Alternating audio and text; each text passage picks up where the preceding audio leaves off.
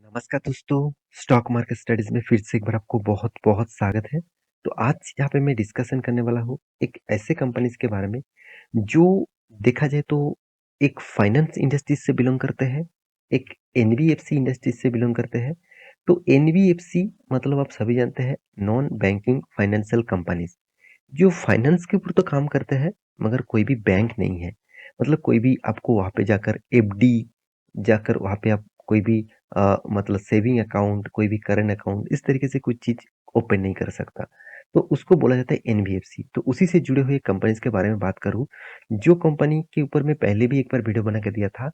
आज भी इसके ऊपर वीडियो बना रहा हूँ क्योंकि कंपनी का छोटा मतलब मार्केट कैप के हिसाब से देखा है तो कंपनी 36,000 करोड़ के आसपास इसका मार्केट कैप है।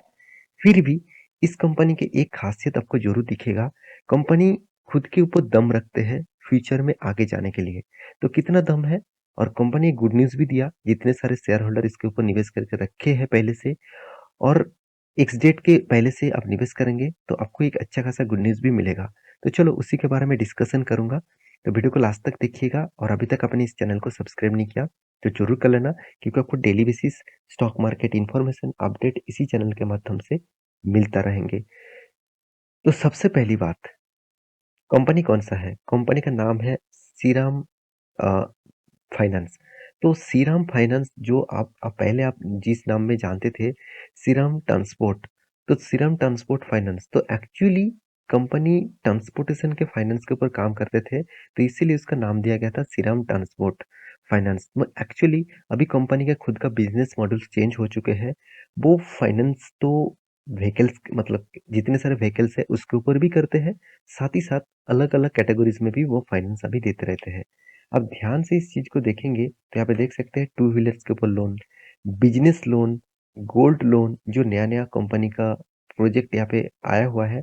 साथ ही साथ यहाँ पे देखिए रिकरिंग डिपॉजिट, साथ ही साथ यहाँ पे देखिए पैसेंजर व्हीकल्स के ऊपर फाइनेंस, यहाँ पे देखिए कंस्ट्रक्शन के जितने सारे इक्विपमेंट्स है उसके ऊपर फाइनेंस।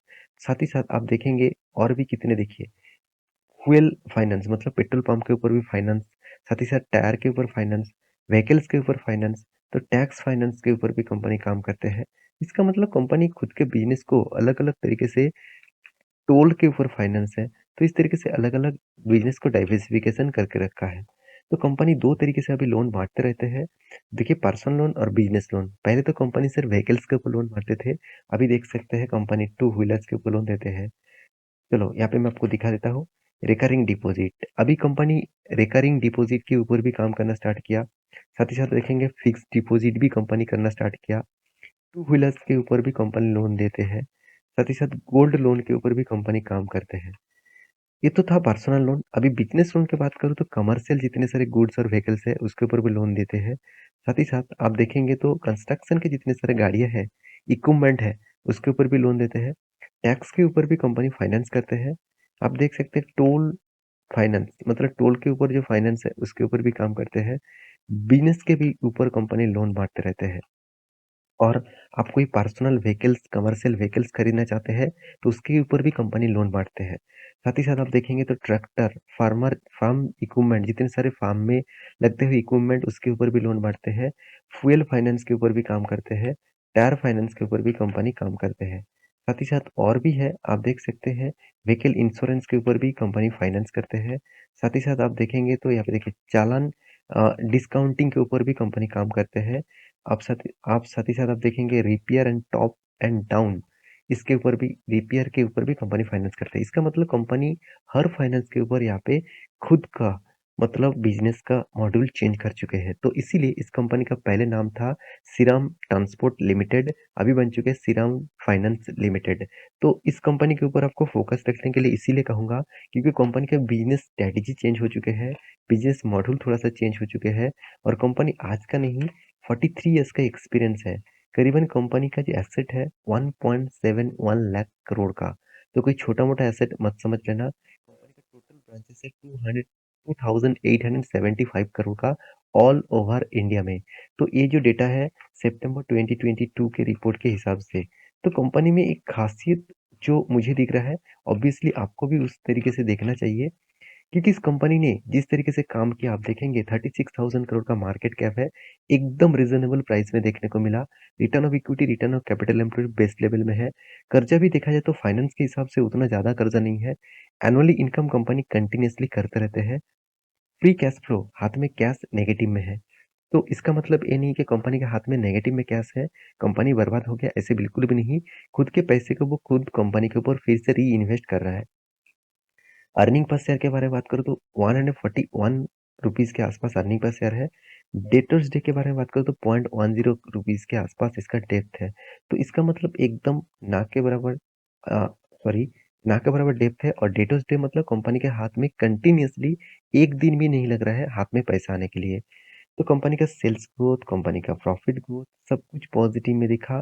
साथ ही साथ मार्केट कैप टू सेल्स के हिसाब से देखा है तो यहाँ पे भी आपको पॉजिटिव में देखने को मिला। डिविडेंड पे आउट के बारे में बात करूँ तो 19.9% के आसपास डिविडेंड कंपनी पे आउट कर चुके हैं। प्रॉफिट एंड लॉस के बारे में बात करें तो कंपनी कंटिन्यूअसली प्रॉफिट को मेंटेन किया, अच्छी तरीके से प्रॉफिट को मेंटेन किया, कंटिन्यूअसली प्रॉफिट को मेंटेन किया। तो यही खासियत इस कंपनी का। शायद कंपनी आपको आज अच्छा खासा रिटर्न ना दे पाए, फ्यूचर में एक मल्टीबैगर रिटर्न देने का कैपेबिलिटी रखते हैं। तो कंपनी का एक sales growth, profit growth, return of equity सब कुछ अच्छा खासा देखने को मिलेगा। कैश फ्लो भी कंपनी देखिए, यहाँ पे कैश फ्लो कंपनी का नेगेटिव दिखेगा। क्यों नेगेटिव है? क्योंकि कंपनी का जो बिज़नेस है, वो कंपनी का जो पैसा हाथ में आ रहा है, उस पैसे से कंपनी फिर से री-इन्वेस्ट कर रहा है। मतलब फिर से लोन बाँट रहा है। उस हिसाब से कंपनी के ज़्यादा से ज़्यादा एनबीएफसी कंपनीज़ के ऊपर इस तरीके से डेटा देखने को मिलता है। अगर यही चीज़ मैं आपको बजाज फाइनेंस के ऊपर दिखा दूँ, देखिए आप कहेंगे सर क्या बजाज फाइनेंस भी खराब कंपनी है? क्योंकि यहाँ पे भी तो नेगेटिव है। साथ ही साथ बजाज फिनसर्व के ऊपर दिखा दूँ, यहाँ पे भी आपको कैश फ्लो दिखा दूँ, देखिए यहाँ पे भी नेगेटिव दिखेगा। इसका मतलब फाइनेंस कंपनी हमेशा इस तरीके से डेटा लेकर ही चलता है। आपको मैं इसीलिए बाकी जो दिग्गज प्लेयर है, जो मार्केट लीडर है, उसका डेटा इसीलिए दिखाया हूँ क्योंकि आपको भी पता चले वो कंपनी किस तरीके से परफॉर्मेंस कर रहा है। तो मेरे हिसाब से इस कंपनी के इन्वेस्टर देखना चाहिए। देखिए अगर कंपनी में दम नहीं होता तो इंस्टीट्यूशन इतना ज़्यादा माल खरीद के नहीं रखते। 42% एफआईज़ के पास, 12% डीएस के पास और पब्लिक के पास 20% तक होल्डिंग है। इस कंपनी के चार्ट पैटर्न बता रहा है कि कंपनी अच्छा खासा एक रैली मोमेंटम है, मगर कंपनी में बहुत ज़्यादा वोलेटिलिटी है। अगर इस तरीके से वोलेटिलिटी आप झेल सकते हैं, तभी इस कंपनी के ऊपर रहिए, नहीं तो इस कंपनी से आप एग्ज़िट हो सकते हैं। देखिए एग्ज़िट होना आपके हाथ में है, क्योंकि आप जिस बेसिस से, जिस लॉजिक से इन्वेस्ट किया है, उस हिसाब से काम करिए। यहाँ पे जो इसका टॉप लेवल है, करीबन ₹1700 के आसपास, इस लेवल को जब ब्रेकआउट करेगा, तब एक नया मोमेंटम देखने को मिल सकता है। क्योंकि जब तक इस कंपनी एक ही रेंज के ऊपर ट्रेड करेगा, तब तक इस तरीके से वॉल्यूम होते रहेंगे। इस लेवल को ब्रेकआउट करने के बाद एक अच्छा खासा रैली आपको देखने को ज़रूर मिल सकता है। इस कंपनी किस तरीके से आपको गुड न्यूज़ दिया, वो आपको देखना चाहिए। देखिए गुड न्यूज़ के बारे में बात करूँ, तो कंपनी आपको डिविडेंड देने वाले हैं और वो भी कितना ₹15 के आसपास, मतलब पर शेयर। तो पर शेयर में आपको ₹15 के आसपास यहाँ पे डिविडेंड अनाउंसमेंट कर चुके हैं और वो भी कौन सा डेट में 3 जनवरी 2023। तो 3 जनवरी में कंपनी आपको डिविडेंड अनाउंसमेंट करने वाले हैं। तो मेरे हिसाब से इस कंपनी के ऊपर ज़रूर फोकस रखिए, क्योंकि कंपनी जब डिविडेंड देते हैं तो अच्छा खासा डिविडेंड पे आउट करते हैं। तो बाकी आपकी मर्जी, आप एक बार रिसर्च करना, उसके बाद निवेश करने के लिए सोचना। तो ये था कंपनी का पूरा डिटेल्स। मेरे वीडियो कैसा लगा जरूर कमेंट करना। इसी तरीके से कंटिन्यूअसली वीडियो पाने के लिए चैनल को सब्सक्राइब भी करना। मिलते हैं नेक्स्ट नया स्टॉक लेके, तब तक के लिए अच्छे से रहिए, अपने ख्याल रखिए। Bye bye.